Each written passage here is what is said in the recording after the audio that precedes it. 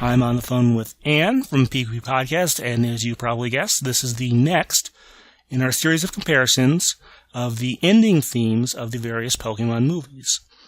This time we're on Movie 5, Pokemon Heroes, the Latios and Latias movie, in case you can't remember where the numbers go at this point.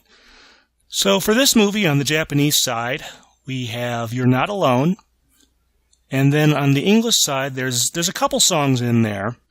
And per our usual rules, we're going to sort of focus on the first one, although we'll certainly be talking about all of them. It's a version of You and Me and Pokemon, but it's not the version from the Totally Pokemon or Pokemon 3 albums. It's actually from the Pokemon Live stage show, and we'll talk a little bit about that as part of this discussion. But we start on the Japanese side, and Anne, what can you tell us about You're Not Alone?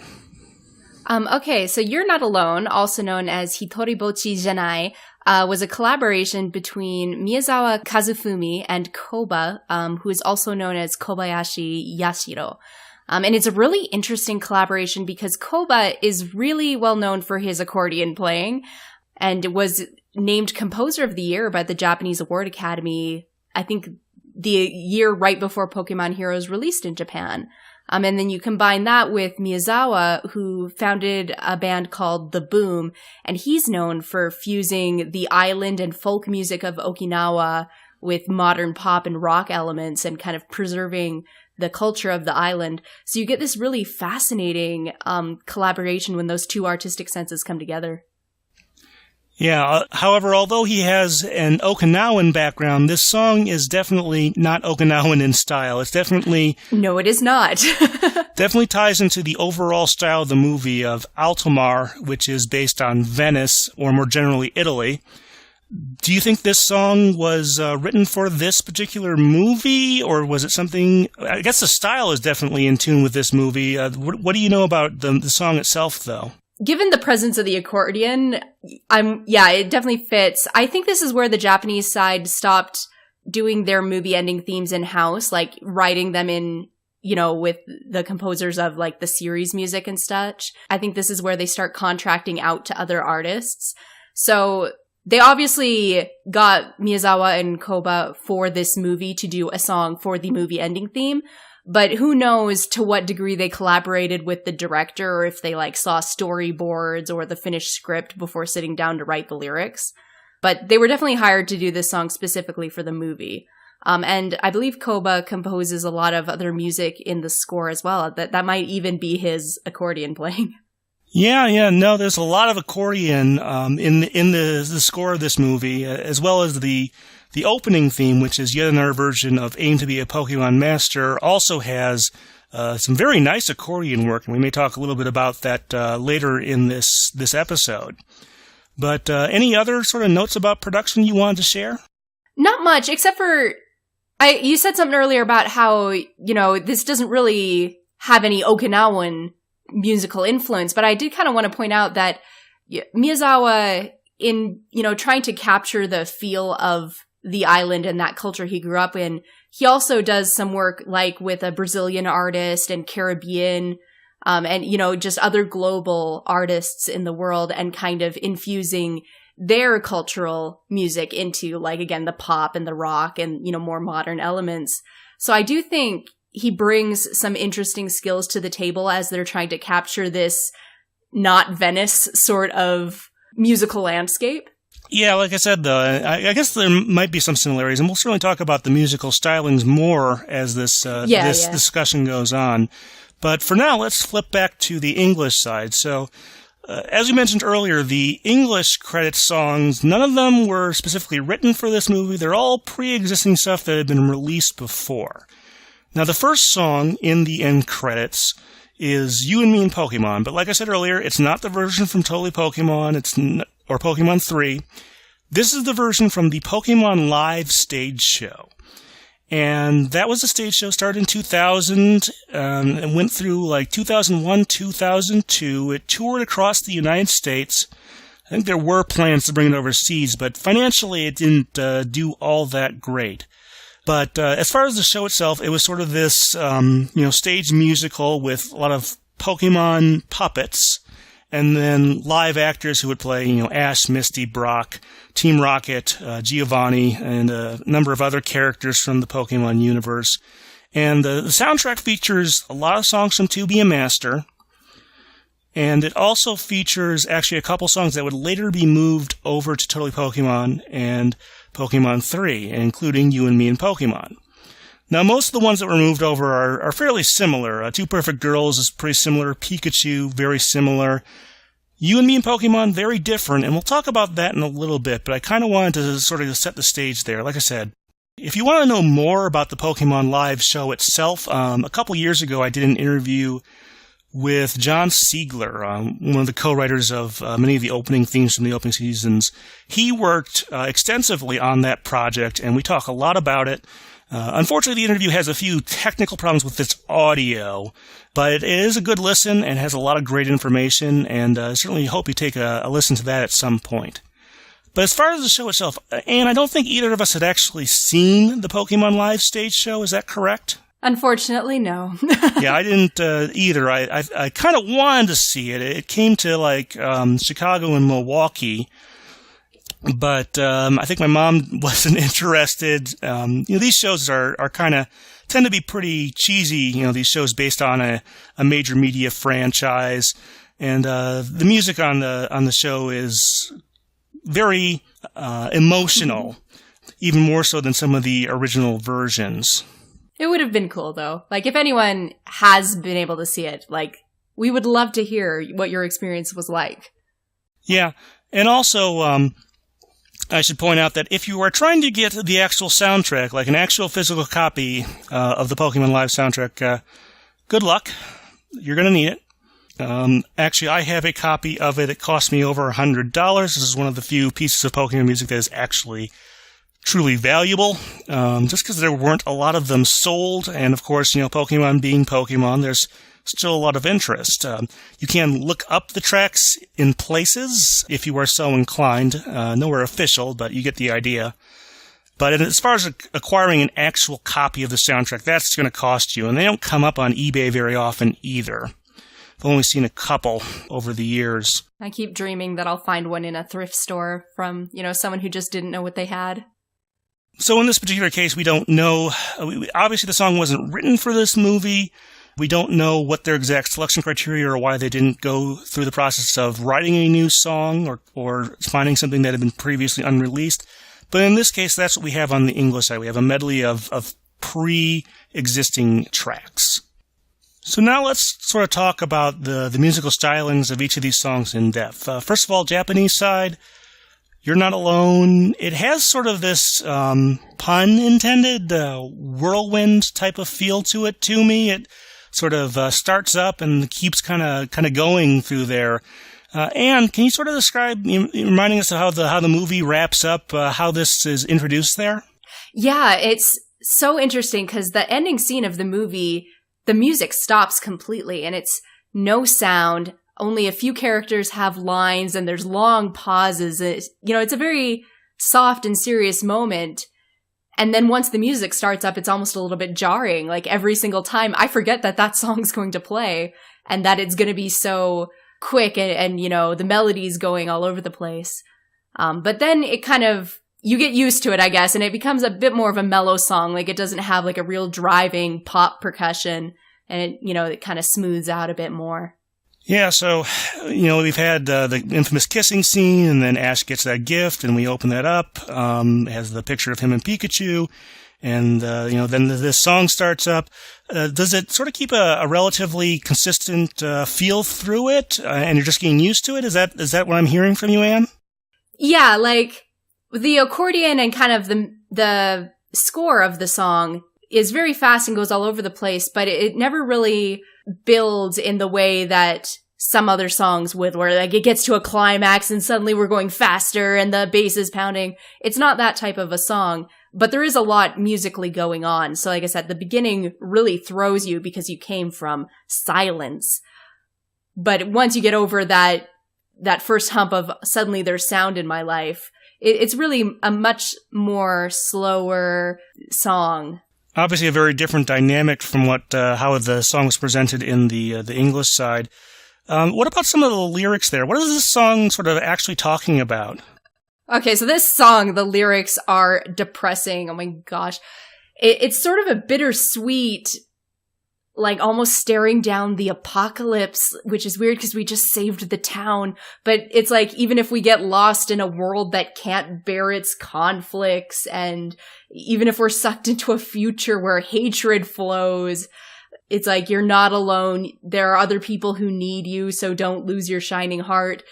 It's an inspiring song about, kind of finding your inner light and, realizing that you're still connected to other human beings, even in the midst of horrible conflict, or the times when you think you're the most alone are the times when you can reach out to people and others can reach out to you. But it's really, really depressing. Kind of a strange dynamic for a Pokemon song. We don't, especially, like I said, at the end of a movie. Very much so. Yeah, I enjoy it, but I do find, like the opening riff, it's jarring. Does that sort of change? What kind of feeling do you get after watching through the end credits and all that stuff? How does that leave you feeling after all of that?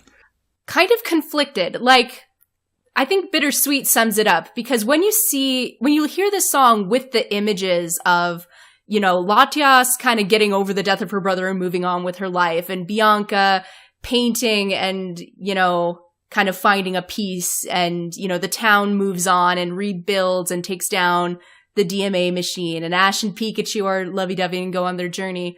We see all these happy images of people kind of moving on from the chaos and the sadness of a legit character death. You are kind of given a feeling of hope. But again, the lyrics are very affecting because they are quite sad and bleak. Like, they talk about something happy, but the point of view of the singer is somebody who's going through a dark time, or knows that they will go through a dark time and is preparing for it. Yeah, like I said, every time I listen to this song, the first couple times I listened to it, it really did not jive with me. I'm still not sure I really like it. I think it's okay to me as long as I don't try to think about the movie at the same time. It has this very odd emotional effect. I think I've listening to it a couple more times today. I've sort of made a little bit of peace with it, but it's still not really what I expected there. You obviously had mentioned some of the characters. Do you think this might have been a better song to use in some other context related to the movie? Maybe in the marketing, maybe in the movie itself, anything like that? Yeah, like, this is the kind of song that is a lovely image song in kind of the middle of the CD. It's the sort of song that I can definitely see ways it does apply to the movie, and I can see, like, I do appreciate its artistic vision, I guess. I love this song, but I don't know if that exact place, like right at the very end of the movie, was the right spot for it. Like, even if it were the second song that played under the credits, I almost think I would like it better. But when I think about it, sometimes I wonder if that's like my sensibility of, like, I want our happy ending to land, and, like, I want to be happy. And there are some dark things in this movie. So sometimes it could be that this was exactly what they intended for us, but I don't know if it works for me. We did talk in a previous episode about another Japanese song that maybe wasn't quite the ending song tonally that we wanted. That was Twat Ma for the second movie. How do you think these compare? Are they perhaps slightly unfitting in different ways, or how do you feel about that?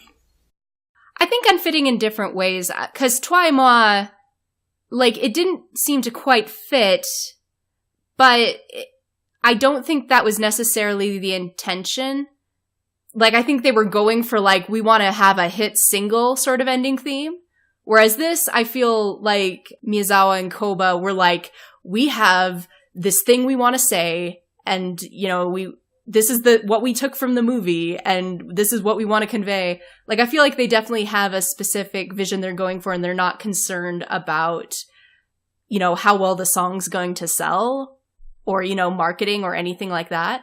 So I feel that we're trying to accomplish two different goals, and so they don't fit for slightly different reasons. Twaima it didn't fit because it was a little bit sparse on how it fit with the movie and, its theme. This is a very deep and dense song. Like, effort went into making this song for this movie. I wouldn't accuse them of, slacking off or anything with this. Like I said, it just doesn't seem quite like what I would have expected. If you played this for someone and told them it was the ending theme, they might not believe you, other than the fact that it kind of sounds like it belongs with this movie in terms of the instrumentation. Yeah. Like I said, it's a song that kind of, again, is just conflicting because you can tell that everything they did was deliberate. This is the ending theme they wanted to make, but I'm not so sure it works for a general audience. And I don't know if that means that I need to step up my cultural palette and, my appreciation of deep thinking, or if they maybe missed the mark just a little bit and this should have been like a different song in the CD and something else should have been the ending theme. Yeah, and as someone like me who has very little Japanese knowledge, just listening to it, it just sounds really chaotic in many ways. And like I said, it doesn't seem like it really resolves all that much just from listening to the sounds. So, for very much a contrast, we go back to the English side, You and Me and Pokemon. First off, let's sort of compare the version from Pokemon Live that was used in the credits here versus the more commonly well-known version from Totally Pokemon 3. How would you sort of compare and contrast those two versions of You and Me and Pokemon? Well, this one wins, just to begin. Like, there's something about this that's like, for starters, this one feels like a movie ending theme, which is, I know it was made for Pokemon Live. I think it's actually an opening theme. Yeah, but it has that sense of grandeur that we typically associate with ending themes. And it's got this sort of build to it that has never failed to make me cry when I watch this movie in English. Like, my cold black heart gets a little bit fuzzy because, it's just got a musical sensibility that, like, takes you on that journey of, like, and we're going up the cliff and now we're flying and then, the denouement and it just fits the structure of a song that you expect to be at this point in a film. Yeah, no, the version from Pokemon Live is slower, it's more grandiose, is maybe the word I'm looking for there. And it sort of has more movement, I guess you want to say, to it. More of an open feeling to it than the more pop-derived version on Totally Pokemon. I like both versions of the song, but if I were choosing, if I had that song and I had to choose one of these two versions to use in the credits here, it's definitely going to be the Pokemon Live version. Mm-hmm, mm-hmm.